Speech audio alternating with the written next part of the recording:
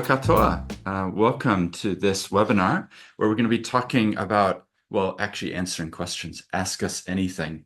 We're really looking forward to this. We always like to talk about startups, companies, founders, investing, answering questions that you might have on this topic. So my name's Stephen Moe, and I'm a partner at Perryfield Lawyers. We have about 85 people in our firm, and we do a wide range of legal work.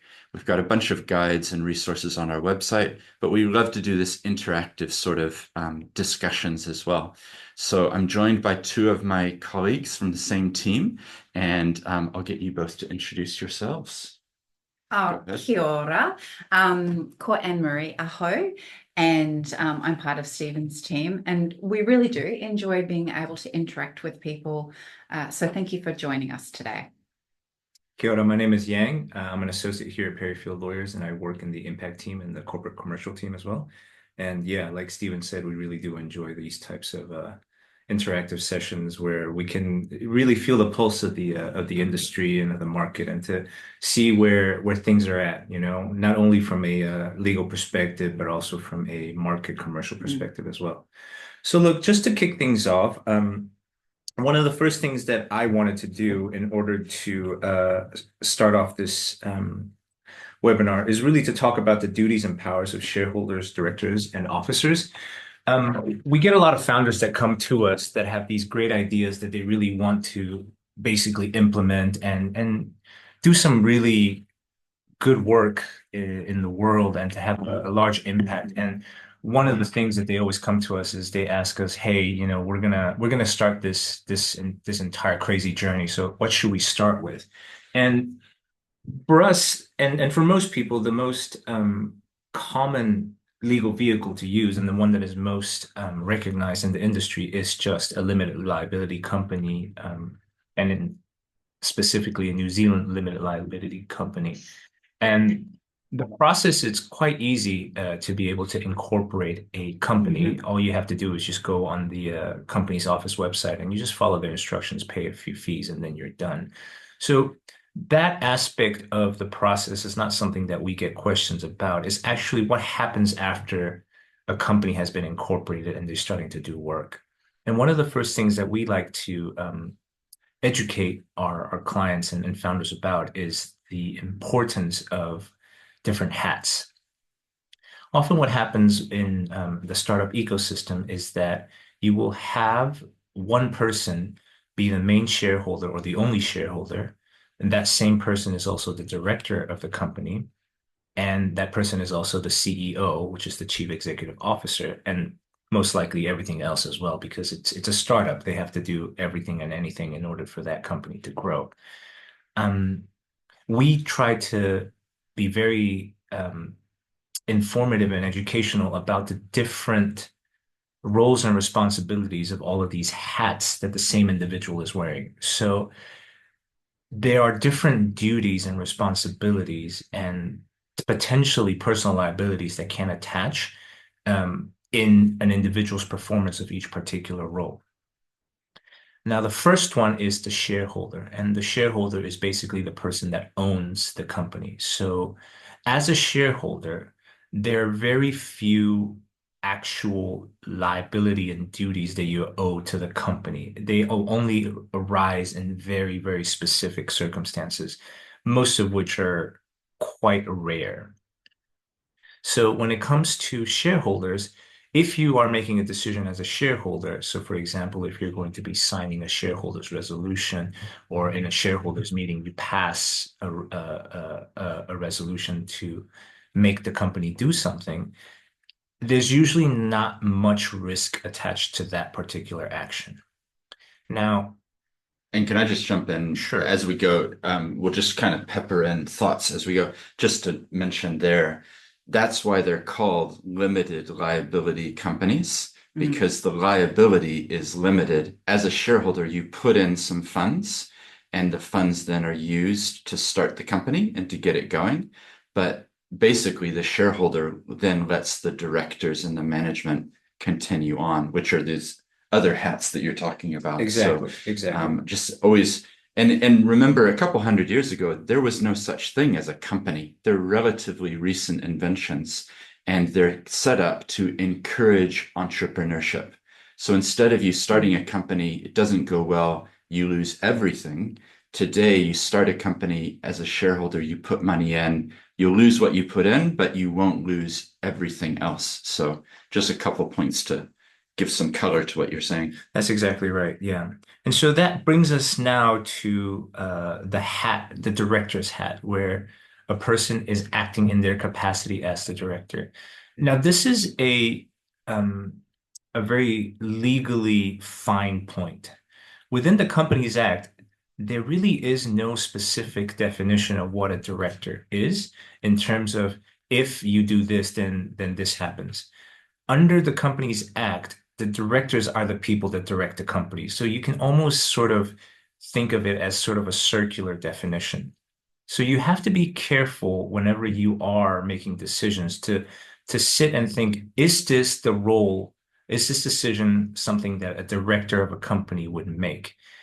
And that is something that is very important because whenever you're acting as the director of a company, there are certain duties that attach to you and that you have to abide by, or else you risk basically breaching those duties. And then because you breach those duties, you are potentially facing liability vis-a-vis the company or potentially the shareholders through a shareholder derivative action. So this is my personal little Bible of the Companies Act. As you can see, it's quite thick, and this is only one of two. But the place that we would like to go, I'd like to go in and talk a little bit more, is about the specific duties that a director owes to a company. Now, these are found in section 131 to 138 of the Companies Act, and they are under section 131, duty of director to act in good faith and in best interest of the company. 132 is the exercise of powers in relations to employees. 133, powers to be exercised for proper purpose. 134, directors to comply with Act and Constitution. 135, reckless trading. That's one of my favorites. Yeah. 136, duty in relation to obligations. 137, duty of care, director's duty of care. And then 138, use of information and advice. Now, for today, and actually for most of your activities as a director, the ones that really you're going to have to think about these duties all the time. But typically, when you're making a decision as a director, if you can justify your actions under these duties, then you basically are in a good position. Now, that literally means that the Companies Act gives a bit of flexibility and deference to directors for them to be able to make their decisions. The Companies Act is not going to tell a company director, hey, in circumstances A, you must choose this particular path, because each circumstance is going to be very different. And so even the guidance and the specific language that is stated in the Companies Act legislation is not going to be specific at all. These are generally general concepts that you have to take in and act in accordance with. Now, there's obviously a lot of case law behind each of these duties that specify and are able to provide more detail as to what it means to act in good faith and in the best interest of the company. What does it? Yeah, go ahead. I was just going to say, I have two questions. One is, I would love to hear after this part, Emery, why you love that duty so much. So be prepared for that. And I'd love to have a little discussion about like Mainzeal maybe as well. That's as right. the case. But the second question I got, Yang, is how long are these duties? Like you've held up this book. It's quite long here. How many pages are the duties? Because I think that's worth emphasizing. Yeah. Yeah. It's literally, what is it, 2-3 pages? That's right. It's very, very, very short. So it doesn't, as directors, it wouldn't take you long to go find sections 131 to 138 and have a look at them. Lots of, that's a lot of content, but it's actually the guts of your duties is literally 2 or 3 pages. So that's 100% correct. Mhm. And look, the reason why the duties are are only a few pages is because the Companies Act is not trying to put handcuffs on company directors in terms of the freedom of actions.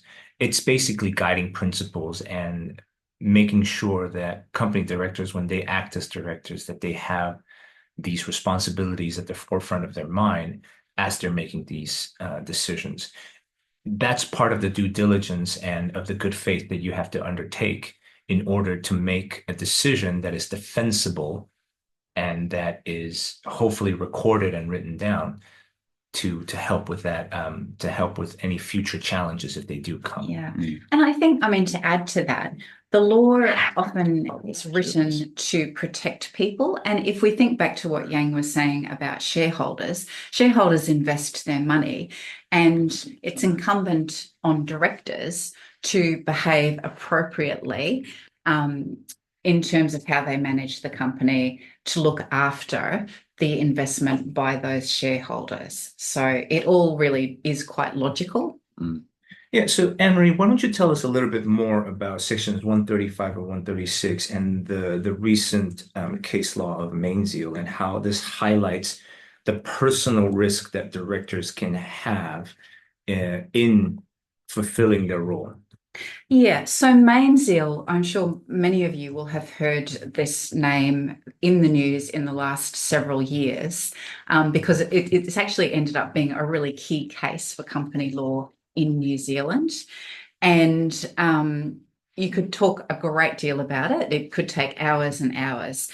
But I think some of the things that fell out for us around this case, in a nutshell, the company had been trading balance sheet insolvent for a number of years. Okay, and what does that mean when you say insolvent? What does that mean? So that means that they didn't technically have enough money to pay for the debts that they owed. That's right. At the time when they were owed, right? Yeah. That's right. So Yeah. let's say you have a loan, but the due date for that loan is 15 years from now, right? So you don't have to be worrying about, I need enough cash at this particular moment to pay that debt because that's due 15 years from now. Yeah. But if you cannot pay your debts as when they're due, then you're technically insolvent. And insolvent is actually a defined term within the Companies Act as well. Yeah. And if we think about this and put it into a practical application, again, in the media, we're always hearing about companies that have gone into liquidation. And often as a consequence of that, creditors can lose a lot of money. So they haven't been able to be paid because the company didn't have sufficient funds to pay them. And so that's really important because it's kind of a bit unfair for creditors to be participating in business with the company only to find, well, actually, they couldn't even be paid. And so that's a lot of the time what the news coverage focuses on and the unfairness of that. And so those insolvency provisions in the Companies Act are aimed to try and help people avoid getting into that position. And it's also really important to be aware that you can get advice early, and the earlier you get the advice, the better. And if you're a director and you have any concerns about your balance sheet or your solvency, our advice is get the advice early, because that positions you well if something terrible does happen, and you can point to that and say, well, actually, we were thoughtful about it. We did give it consideration. And just another highlight of the Mainzeal case, just to give a scale of what we're talking about. In the chat, I've put a link to an article that we wrote outlining some of the key things, but it was $110 million, right? Like this wasn't just, oh, we owe 20,000 or 50,000, $110 million. So just imagine the ripple effects of all the subcontractors, all the employees.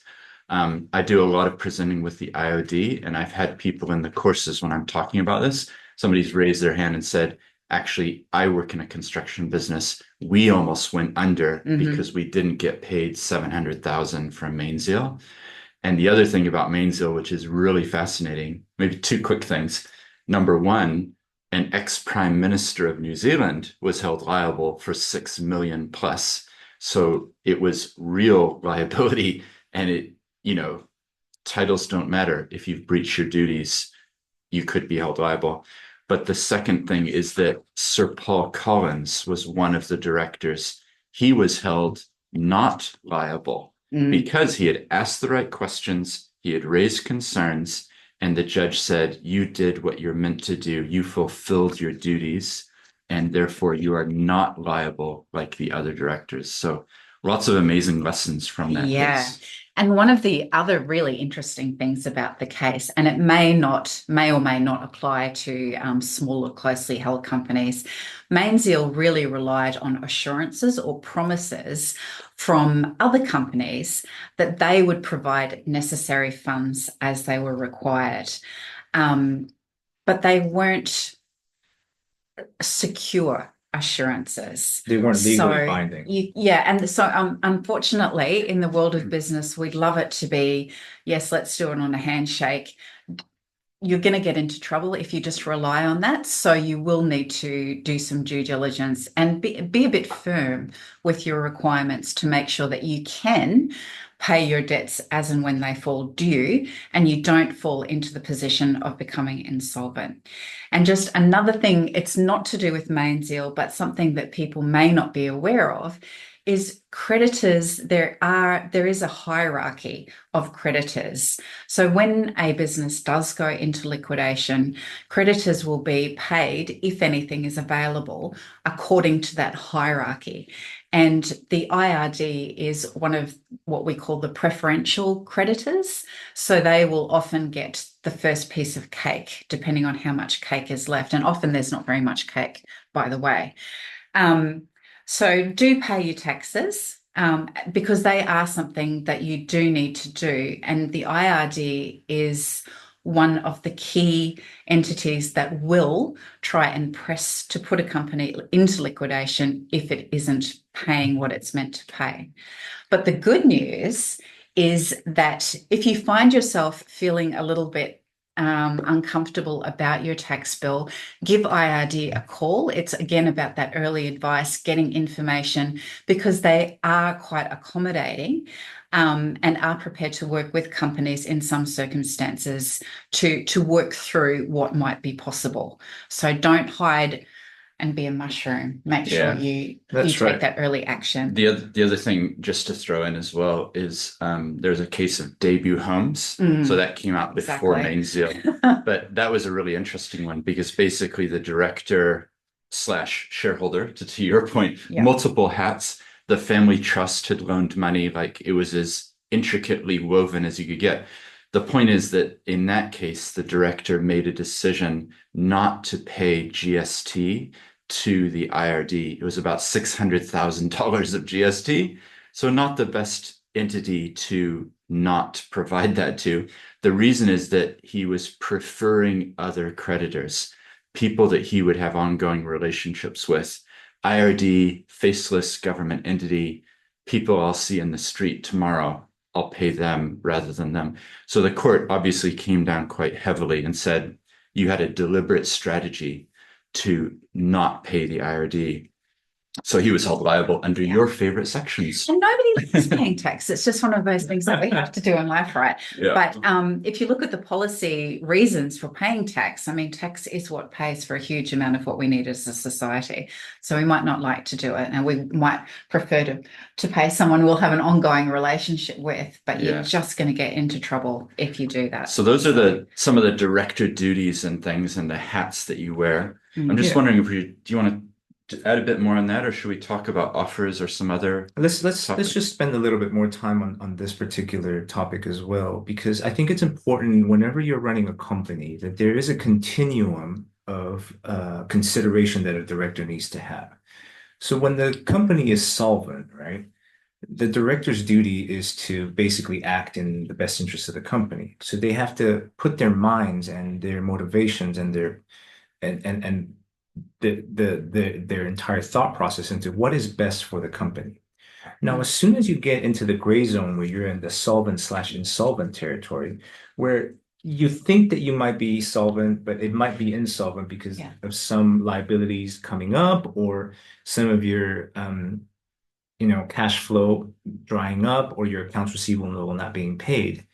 you get into this gray area where you have to not only think for what is in the best interest of the company, but you started to have to think about, okay, I also need to keep my creditors in mind. And it's this gray area that is actually the danger zone where you actually should go and get advice as quickly as possible and document all of your decisions in order to avoid the pitfall of if and when it goes from the gray area to fully insolvent, then at least during the gray area, you laid the foundations to be able to show that you've discharged your duty vis-a-vis the creditors. Now, that's an interesting part because as soon as you move away from the gray area and you go into fully insolvent, the company is no longer able to think of what's in the best interest of the company. At that point, you have to focus your attentions on how can I make sure that the creditors are not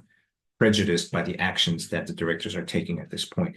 And in fact, if and when you become insolvent, your discretion might be taken away from you because there might be a liquidator that is appointed, or there might be a receiver that is appointed to your company if you've basically given some security interest over the assets of your company. The last thing that I'd like to say is with regards to officers. Now, officers are officers of the company.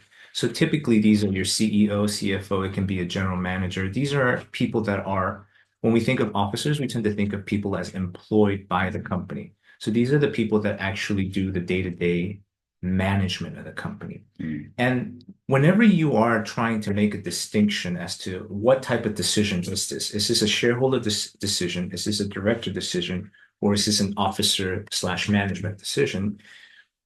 The characteristics of the decision and the impact of those decisions is what's going to make the difference in making a judgment call as to whether or not this is a shareholder, a director, or a management decision.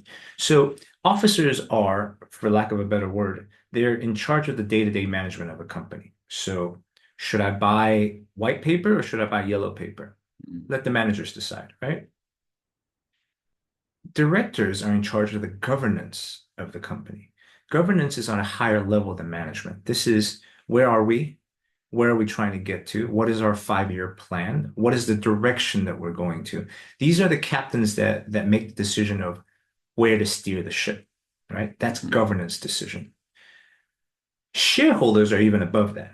Shareholders, unless there's a shareholders agreement or something like that that specifically says that the company needs to go to the shareholders for their approval of certain decisions, shareholders are only involved in super, super, super important decisions.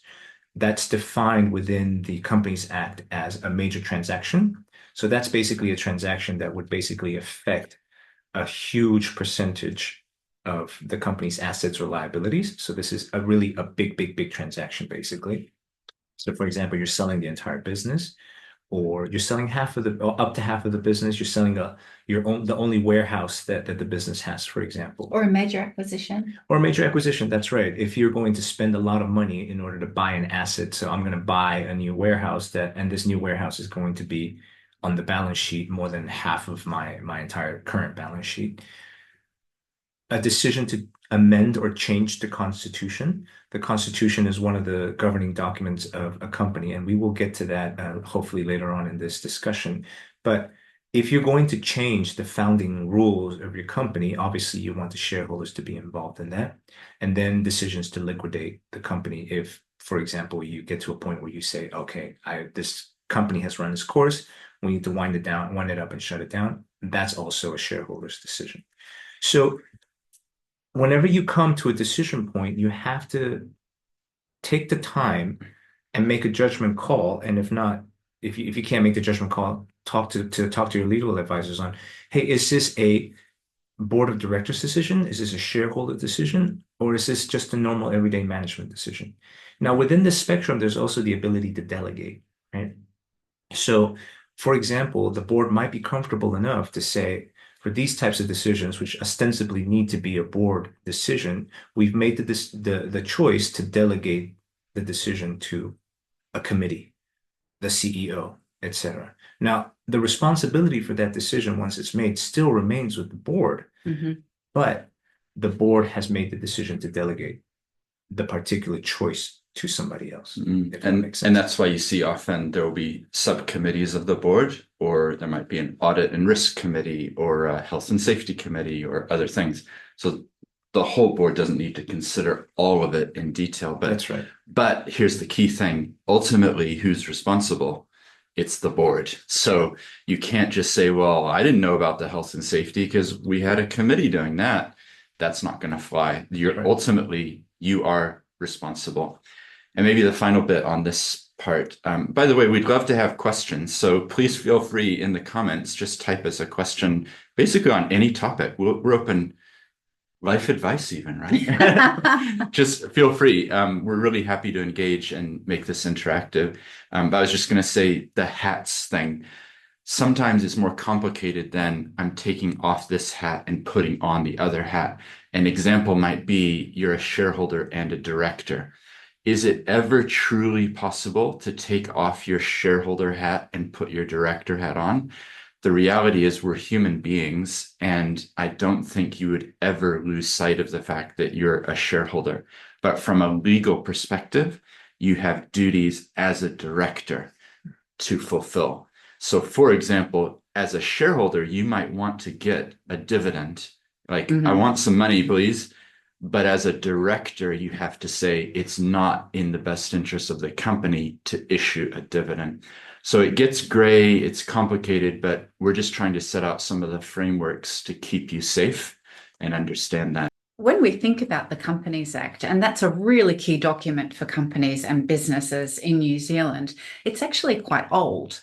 So there haven't been any substantial changes to that for around 30 years. And government was aware of that. They understood the need to take some action with respect to it, the need to modernise it. And you probably will have heard that word streamlining. That's a bit of a buzzword at the moment. So there is already action underway and already liaison with various bodies around what could be done to improve the Companies Act. And what we're told is that next year that will start going through the select committee process, and then it might come into force around 2026 or something like that. But some of the proposed changes are actually really, really interesting. So I think we can share some of them. Yeah. So, and you'll have the ability to influence those as well through. Yeah, I was going to say, because the select committee process, people think it's like this abstract, removed thing that you couldn't do. But I've appeared before select committees. It's just some people, and they want to hear your perspective. Yeah. So my encouragement would be, if any of these take your fancy, yeah, put a submission in, because that's the whole point of, good government is to hear from the people. So yeah. What were some of the ones that stuck out? Okay, so I talked about modernizing. So there'll be things like not needing to post notices in newspapers and things like that, which does seem a little bit old school or dated these days, and more of an emphasis placed on the use of digital media. So that sort of is logical and makes sense. Directors often like to have directors' insurance.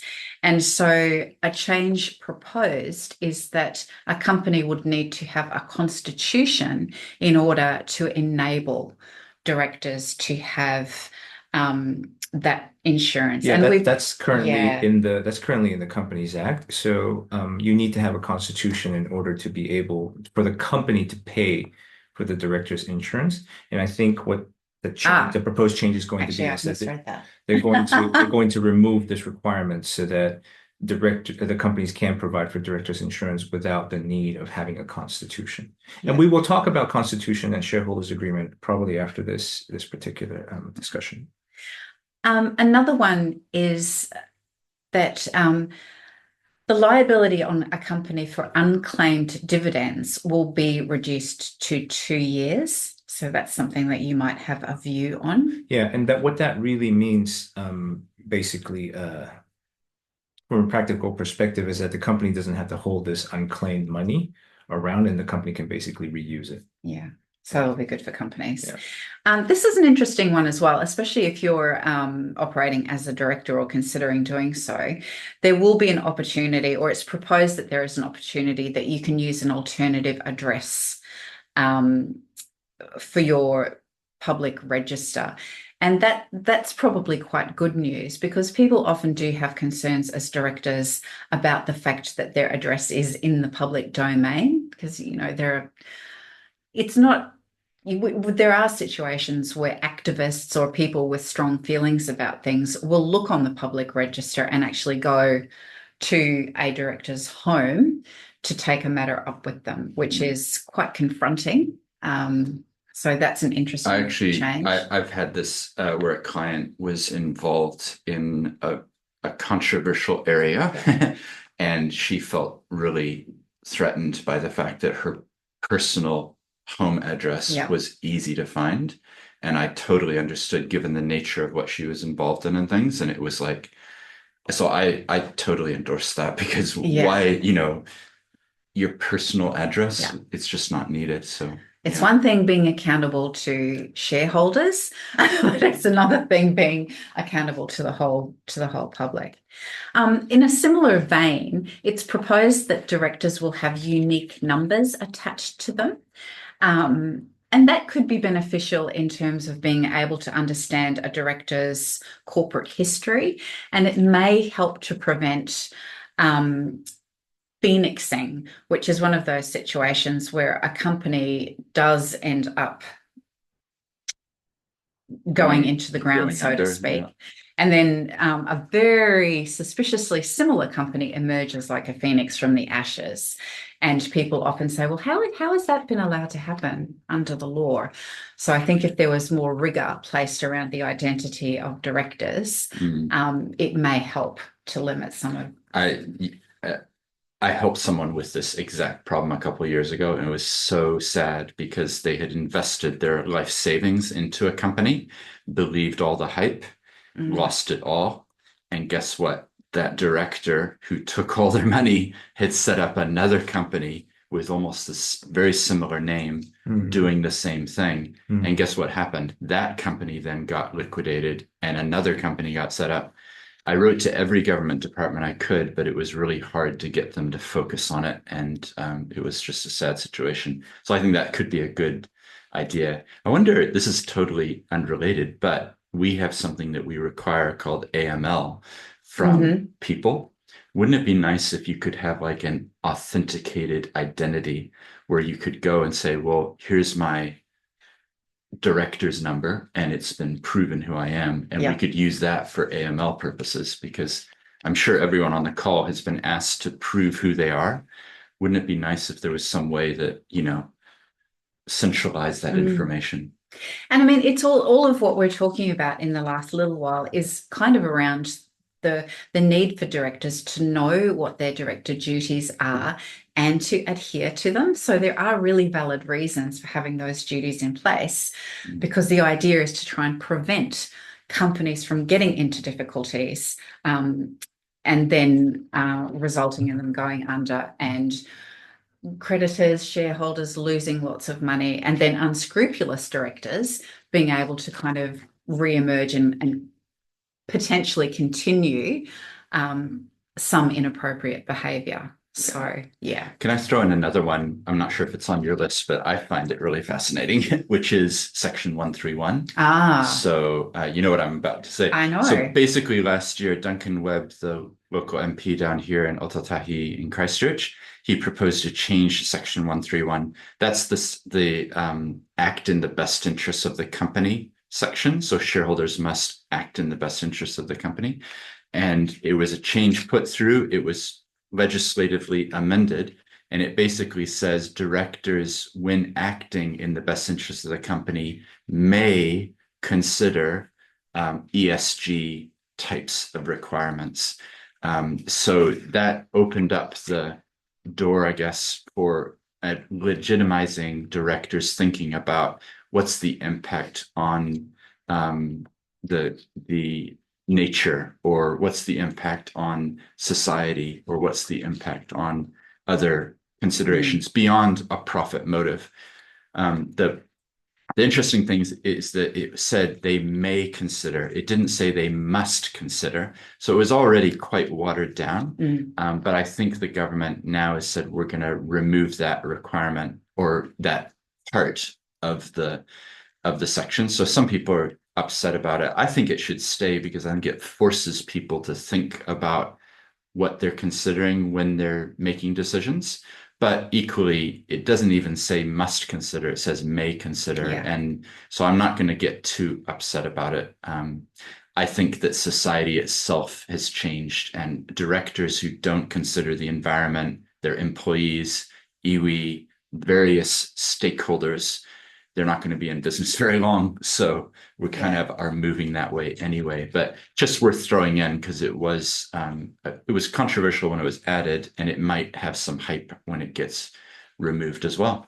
And that's a really nice segue into the idea of governance as well, isn't it? Because one of the things, as Yang was talking about earlier, what does governance mean? Who is a governor? It's all meant to be about strategy. So one of the key parts of strategy is being aware of your operating environment and all of the things that may be happening that can affect your operating environment. And these days, I think it's commonly understood that environmental factors could have a really significant issue on your operating environment, whether it's the potential harm that a company does to the environment and how it might seek to minimize that, or it could be just dealing with the climate consequences of harm to the environment that affect the business of the company. So that's a really interesting thing to be aware of as well. So governors need to keep all of those sorts of things in mind, as well as, and even if you take it back to first principles, all of those things have the potential to affect profitability anyway. So it kind of makes really good sense to keep an eye on all sorts of things and be thoughtful about them. Yeah. So keep an eye out. There's changes coming. It's kind of, the law is dynamic and it changes from time to time. The last couple of years, there's been lots of changes for charities, and looks like companies are about to get their turn as well. So we'll keep you updated. We like to put out articles. We put some in the chat already about director duties, Mainzeal, the changes that are coming. And I just want to shout out to Fiona, who's put a question in the chat. So maybe we can turn to that, do you think? Yeah. And thank you. We'll welcome any other questions any of you have as well. And don't think that it is potentially a silly question, because if you're thinking it, plenty of other people will be thinking it. Yeah, that's true.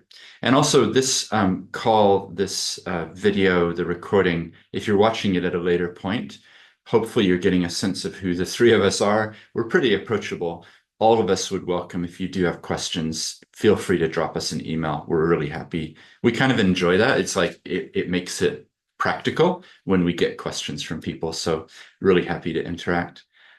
So Yang, I might throw this one to you, but just to clarify, Fiona's commenting that the role, we're talking about hats and roles. So the company secretary role, that has been removed from the Companies Act before she arrived in New Zealand. This can affect accountability and governance risks that are not currently monitored by an independent person or specified person. Many countries still have company secretaries in charge of minutes, board meetings, AGMs, risk governance, but small companies don't have this. So yeah, that's kind of the theme of the question. What are your thoughts on this? Yeah, so that's an interesting question. In my experience, when I was working abroad, the jurisdictions where we would have to have company secretaries were actually tended to be tax haven jurisdictions. So BVI, Cayman Islands, these types of places. And to be honest with you, and this is not my own particular view, but a lot of our clients saw those as basically a rental taxation on the cost of operating in that jurisdiction. So they saw those types of regulations as much more employment provision regulations for that particular jurisdiction, and to continue to have a robust legal system. However, having said that, I do see the the appeal and the protective mechanisms that a company secretary can offer to a company. It's great to know that there is one person or at least one function that is responsible for very many important governance type of considerations. Yeah. Oftentimes, smaller companies will actually use their accountants as a semi company secretary and ask them to basically keep a record of all of the board minutes, or actually ask the accountants to draft the board minutes and the resolutions there, and to provide a semi check on the activities of the company. My own personal view on this is that it's a balancing act, because the cost of having a company secretary might be too prohibitive, so that it would basically disincentivize or limit the number of limited liability companies that are created because of the cost of a company secretary. The other thing is, depending on the requirements of a company secretary, there are certain jurisdictions, I believe, that will allow individuals or employees within the company to act as the company secretary without necessarily having very rigorous checks or qualifications on the necessity for being a company secretary. So in that case, that almost becomes a tick box exercise, because then the company secretary may not be properly qualified to be able to fulfill rigorously the role that a company secretary is supposed to be fulfilling within the statutory framework. So it's a bit of a balancing exercise for me.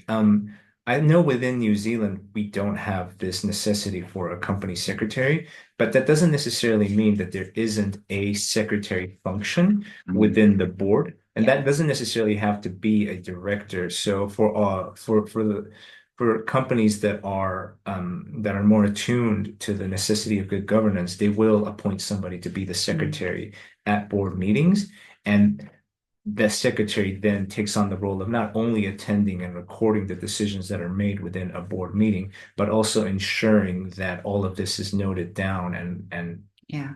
I've seen it work really well in a large publicly listed company in Australia, and it was heavy on the obligations to report to the ASX and ASIC. So the company secretary's job was really critical in that case, as well as being incredibly helpful to the board as well, in just, as you were talking about, making sure that the record keeping was correct and procedures were followed. And I wonder as well if there's a scale thing here, in terms of there's more than 700,000 companies in New Zealand. People often forget the scale.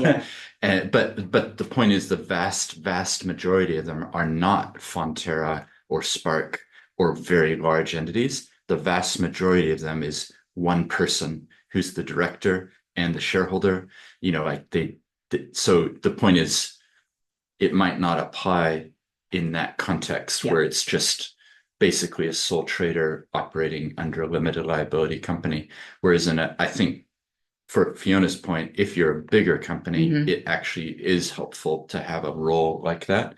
But I met a new person the other day, and they introduced themselves as being the general counsel of the company and company secretary. So they had adopted that terminology, and basically they planned the board meetings and handled the minutes and the resolutions and the votes. So I think that happens sometimes in those larger companies, is that the in-house lawyer ends up performing that sort of a role. So great question. Thank you very much. And we have another question. This is exciting. So thank you very much to Dave. We really appreciate your being here, and always nice to see your face. So Dave has said, Kia ora anō, can you talk a bit more about a company not being able to meet its financial obligations? For example, is $1 cash being held enough to continue trading, knowing that you have no existing commitments and may not be billed until sometime in the future? Should you have a set in stone commitment to funding your continuing trading? So this is a great question. This does slip into the accounting world. So we always have to be careful. Like, we'll give you the legal thoughts, but I would always be bringing in the accounting perspective. But to start off, and then you two can jump in too, I think judges are actually fairly lenient when it comes to this, what we described as the stock trading moment. In other words, I think judges would look at it and say, well, we give you a bit of a grace period in order to get yourself out of trouble. So you have more than $1. So when I've talked about this with people who go to court as litigators, they've told me that they think that judges give a couple months period of grace to directors to continue to trade and to try to get out of the problem that they're in. The reason being that at the first sign of trouble, they don't want every company to just throw up their hands and say, well, we're just liquidating now because we're in a bit of strife. Like, there's some grace to say, well, yes, COVID just happened. All of our operations shut down, but that doesn't mean that we need to actually liquidate the company tomorrow. Having said that, there's a balance here because at some point the directors are going to look in the mirror and when they wake up or look at each other and go, you know what? We actually don't have enough money to pay all of our suppliers, our employees, our others. We have to now make the difficult decision. We can't continue trading. And if they continue trading knowing that they cannot repay and they blindly continue entering into a $10 million contract here and more over there, that's where the judges are going to come down hard and say, you should have stopped. So that's kind of my initial reaction to that question or that comment, but it's a great one. And I guess it emphasizes that there is a bit of a gray area here. It's hard to say at any given moment, you have to stop now. I think a judge would say, this is part of your being responsible directors and exercising your wisdom. Because of course, the elephant in the room is the moment you say we can't pay this one or that one, guess what? All of your credits, terms, all of your customers, your suppliers, everybody's going to say, well, stop, So if you almost doom yourself by doing that too quickly, that's not a good result either. So it's obviously complicated, but those are some of my thoughts. Because you might be able to trade out of it, out of that particular situation. And that's the delicate dance that you need to do as a director. And that's why it is really incredibly important to seek appropriate advice, especially accounting advice. Yeah. That's that gray area that I mentioned previously. Look, there's always circumstances where, so for example, if I start a company right now, right, and I put $1 in, right, but I know that I'm not going to start business and I'm not going to start signing contracts until 2 years from now, but I just wanted to basically create the company in order to lock in the name. I have this great name, but I can't start providing trading. I can't start providing services or goods until 2 years later because it's going to take a ramp up period for me to get there. There's no reason why that company can exist for 2 years because I don't have any liabilities. I just exist as a legal entity and I'm just chilling out, hanging out there for a year. Now, if and when you get into that gray area, right, where, liabilities are rising and it doesn't look like your cash flow is or your cash reserves are going to be enough or your accounts receivables are going to be enough to be able to pay your debts as when they're due. This is the point where that's why liquidation oftentimes is a shareholder decision. Because at that point, the decision has to be given to the owners of the company because they need to make a decision as to say, okay, do we want to continue, right? Or do we want to basically say, look, we tried our best, COVID happened, right? my kissing booth business is now completely inadequate during COVID times, and I can't make any revenue because it's COVID. Nobody can have a kissing booth. So in such a scenario, do you go, okay, well, but I think after COVID, this is still going to be a great business?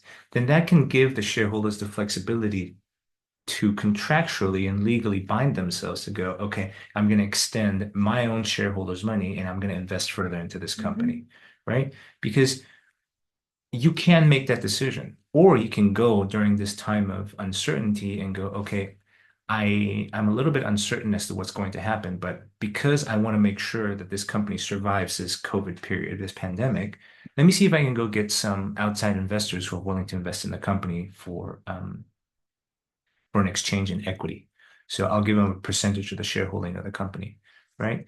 And then they will invest knowing that, it's a risk that they're taking. And the upside of it is, okay, they're buying in at a low value because the company right now is worth very little because I can't operate because of COVID. But after COVID, when things get back to normal, then their initial investment of, let's say, $100,000 might now be worth $1 million because the company is now actually being able to operate and grow as it's supposed to do. So there are options that you can consider, but the key as a director in making the choice to continue to trade is to make sure that you are thinking of the creditors, like you have that in your mind as well, and making sure that whatever promises have been made to you with regards to additional funding that is going to come to you is enforceable, right? One of the biggest concerns and the biggest concerns the court had in Mainzeal was that all of these assurances of additional funding that Mainzeal was going to get from its related company or related persons, they were all non-binding. They were just, yeah, we're going to definitely support the company. We will for sure support the company. But there was nothing signed. There wasn't a loan agreement signed. There wasn't a commitment to fund signed. So that left the company and the directors that's right. in a really precarious position. And of course, the shareholders as well, and the creditors. That's right. So, That's right. Yeah. Yeah. So look, we got about 4 minutes left. I think it'd be good for me to just give a very high level introduction as to the governing documents of a company. So when you create a company in New Zealand, you actually don't need a constitution. You can just go ahead and create the company, and the company can be without a constitution. But if you ever do decide to adopt a constitution, which are basically the highest law that governs the operations of the company, then the constitution needs to be uploaded to the company's office so that people can see it. It's a good idea to have a constitution so that people can see what your company is about, how your company is run. And the other thing that's good about a constitution is that, as Anne-Marie alluded to previously, it does allow for additional protections for directors, including indemnity for directors and the ability to purchase directors' insurance for the directors. And this just means that the company is basically able to use the company's resources to protect the directors for the decisions that they make. Now, obviously, there are going to be exceptions to this. The director can't commit a criminal act as a director and then have the company basically indemnify and protect them for the director doing something that is illegal. So there are restrictions to this. So that's the Constitution. But above and beyond the Constitution, in fact, oftentimes what we will recommend to our clients is the Constitution is great, but what really you want to be talking about is a shareholders agreement. Because the shareholders agreement is basically the document that sits on top of the company, because it's the contract that binds the relationship between the owners of the company. So if you are a single shareholder and the company only has one owner, then you don't need a shareholders agreement, because whatever you say goes. You're the only person that is going to vote at a shareholders meeting. But for example, let's say that you created a joint venture, or you've basically partnered up with somebody, and you guys have decided that you're going to work together for the purposes of this company. In that scenario, we always recommend to have a shareholders agreement, because the shareholders agreement is basically a contract that will set out the terms and conditions of how the shareholders are going to deal with each other and with the company, right? And within the shareholders agreement, you can have things like, okay, what happens if we don't agree? What happens if there's a big decision that needs to be made and, one person says yes, one person says no. That's called deadlock, And right? that does happen. That can happen. Yeah. The shareholders agreement can have provisions that will say, okay, well, if you have this much percentage of the equity of the company, so if you own at least 30% of the company, then you can appoint one director. So each shareholder that has at least 30% can appoint one director, right? It will have things like restraint of trade, possibly, to say, okay, if it's me and Anne Marie that are the shareholders, right? And Anne Marie wants to leave the company, yes, she can, but I'm going to ask Anne Marie to agree, and actually all shareholders to agree that if they leave the company, then they can't be in that same industry or in that same marketplace for a year. It's a restraint on them being able to compete against the company, for example, right? So these are all things that can be negotiated and agreed to beforehand. And the reason why a shareholders agreement is so important is because you want to have these conversations, which are difficult, but you want to have them ahead of time when things are good. Because when things are bad, if the company is going through a bad patch, or if the vision of shareholder A and shareholder B start diverging, trying to have these conversations at that time is going to be much more difficult. And at that point, you're basically in the midst of a shareholder dispute. And what I always tell my clients is, look, it might be costly for you to have a shareholders agreement. You're going to have to invest a bit of resources including time and money, in order to negotiate and sign things up. And you're going to have very difficult discussions. But this cost is a lot cheaper than trying to do it when the two parties are not aligned, when the two parties are in a dispute. And that could be in the magnitude of 10 times what the initial cost was. It's much cheaper to sign a contract now than to try to litigate and come to a conclusion during a dispute. Disputes are always very expensive. And I think we see that practically, don't we, from time to time, where That's right. People should have signed such an agreement, and a few months later they're regretting it. The reason being, of course, with a startup, at the very beginning, everything is fine, everything is wonderful. This is going to be amazing. We're going to be $1 billion company by next year. But 3 months down the road, 6 months down the road, it's not as easy as we thought it was going to be.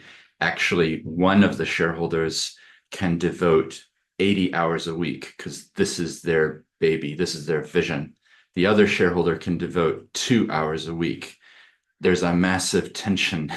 So if you haven't got it clear in your documents, you're going to regret not having them.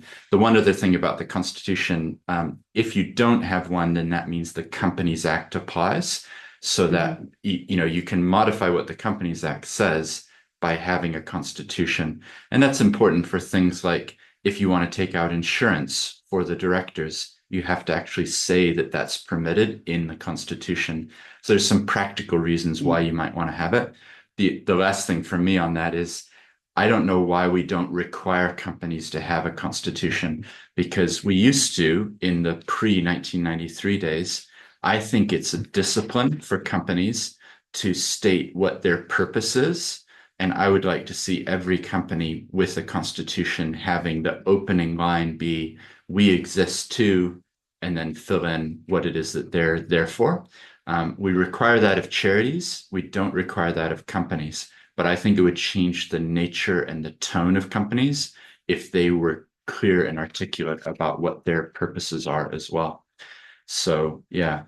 And just to wrap things up, as always, we're very happy to have these types of Ask Me Anything interactive sessions. But just to keep in mind that, every single circumstance is unique. And so what we're trying to educate you guys about is the overarching concepts and the general ideas, but there are always exceptions to the rules, or else you wouldn't need lawyers. So if you have any specific questions, it'd be great to call and talk to your specific legal advisor to ask them for actual input on the details of that circumstance. Yeah, absolutely. So thank you very much to Anne-Marie and Yang, and I've really enjoyed being part of this. Thank you to Fiona and Joe. You just put in comments. Thanks for your answer to my question and the clarity that makes sense for me. Joe said, thank you for the session. So we're really glad that we were able to help with this. We've recorded this. We're going to send it out later as a link so that you can share it with other people. And as Yang said, we love supporting startups, companies, founders, all of that area. We do a lot in that area, as well as other areas like charities and impact-focused work. But our website is where there's lots of resources. So we'll put this video up there. There's guides, there's FAQs, there's videos, there's articles. So feel free to check that out. And in the follow-up email, we'll put some links to some helpful information, and feel free to share that with others. But for now, I'm glad that you enjoyed the session. And if you'd like, we can run these in the future. We just do it on an ad hoc basis, but it's something that we might do every couple months, and maybe have a different topic.